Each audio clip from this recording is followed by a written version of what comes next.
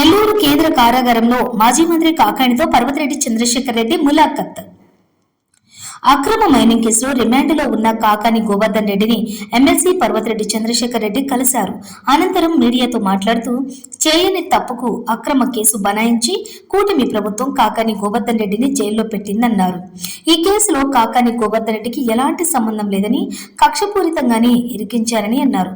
Mines కేసుకు సంబంధించి గత ప్రభుత్వంలోనే విచారణ జరిగి ఎలాంటి అక్రమాలు చోటు చేసుకోలేదని అధికారులు రిపోర్టులు ఇచ్చారని, అయినప్పటికీ కూటమి ప్రభుత్వం వచ్చిన తర్వాత కక్ష సాధింపు చర్యల్లో భాగంగా కేసు నమోదు చేసిందన్నారు.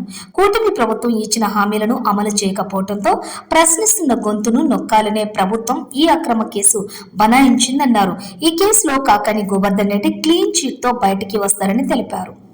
జైల్లో కాకాని గోవర్ధన్ రెడ్డిని కలిసినప్పుడు కార్యకర్తలకు అండగా ఉండి వైఎస్ఆర్ కాంగ్రెస్ పార్టీ కార్యక్రమాలను ప్రజల్లోకి మరింత విస్తృతంగా తీసుకెళ్లాలని సూచించారని తెలిపారు. కూటమి ప్రభుత్వం వ్యవహరిస్తున్న ప్రజా వ్యతిరేక విధానాలను నిరసిస్తూ జూన్ 4వ తేదీన నిర్వహించబోయే వెన్నుపోటు దినం కార్యక్రమానికి సంబంధించి గోవర్ధన్ రెడ్డి కొన్ని సూచనలు చేశారని తెలిపారు.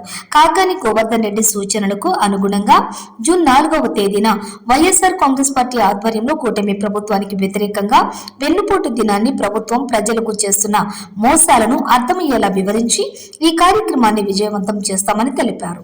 వైఎస్ఆర్ కాంగ్రెస్ పార్టీ నేతలపై ఎన్ని అక్రమ కేసులు పెట్టినా బెదిరేది లేదని, మరింత దూకుడుగా వైఎస్ఆర్ కాంగ్రెస్ పార్టీని ప్రజల్లోకి తీసుకువెళ్తామని తెలియజేశారు. ఈరోజు ములాఖతులో గోవర్ధన్ రెడ్డి గారిని కలవడం జరిగింది. గోవర్ధన్ రెడ్డి గారు చాలా ధైర్యంగాను, చాలా మనోధైర్యంతో కూడా ఉన్నారు. ఎందుకంటే ఈ కేసు అక్రమం కేసు అని ప్రజలందరికీ కూడా తెలుసు. ఒక జిల్లాలోనే కాదు, రాష్ట్ర వ్యాప్తంగా అందరికీ కూడా తెలుసు. ఎక్కడ కూడా ఆయన మైనింగ్ చేసింది కానీ, ఆయన మైనింగ్కి సంబంధించి పర్మిషన్స్ ఇస్తూ సంతకాలు పెట్టడం కానీ ఇలాంటివి ఏమీ లేవు.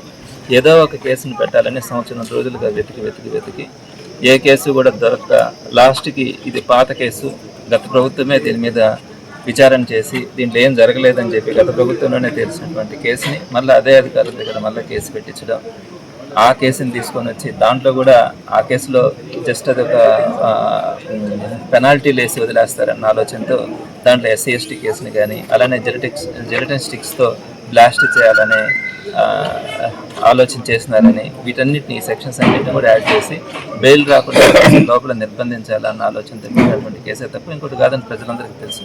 ఈ విషయం ఆయనకు కూడా తెలుసు. అయితే ఈ కేసు మీద చట్టపరంగా పోరాటం ఖచ్చితంగా చేయడం కూడా జరుగుతుంది. అదేవిధంగా గోవర్ధన్ రెడ్డి గారు మాట్లాడిన అరగంట సేపట్లో కూడా ప్రజల గురించి కానీ అలానే కార్యక్రమాల గురించి కానీ పార్టీ గురించి ఆయన మాట్లాడడం కూడా జరిగింది. అంటే యథావిధిగా సర్వేపల్లి కాన్స్టిట్యున్సీలో ఉన్నటువంటి కార్యకర్తలకు కానీ నాయకులకు కానీ ఒక భరోసాను కల్పిస్తూ అక్కడ యాక్టివ్గా ఉండడం, అలానే జిల్లాలో కూడా మన పార్టీ ఎప్పుడైతే ఇంతకుముందు లాగానే పార్టీ కార్యక్రమాలు వాటన్నిటిని కూడా చేయాలనే ఆలోచనతో ఆయన డిస్కస్ చేయడం కూడా జరిగింది. తప్పకుండా గోవర్ధన్ రెడ్డి గారి ఆలోచనలు ఆశయాలన్నీ కూడా తెలుసు. వాటన్నింటినీ బేస్ చేసుకొని తప్పకుండా రాబోయే రోజుల్లో కార్యక్రమాలు కూడా చేయడం జరుగుతుంది. అదేవిధంగా జూన్ 4వ తారీఖున వెన్నుపోటు దినాన్ని కూడా నిర్వహించాలని జగన్మోహన్ రెడ్డి గారు నిర్ణయం తీసుకోవడం జరిగింది.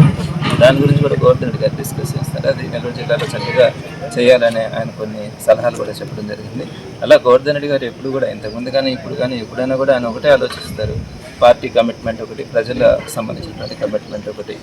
అలా మంచి కమిట్మెంట్ ఉండే లీడర్ ఇలా అక్రమ కేసుల్లో లోపల పెట్టడం అంత మాత్రాన ఎవరు కూడా వైఎస్ఆర్సీపీ పార్టీ నాయకులు కానీ కార్యకర్తలు కానీ వెనకడిగేసేది ఉండదు. పార్టీ ఈరోజు అధికారంలో ఉన్న పార్టీ ఒకటే ఆలోచిస్తూ ఉంది.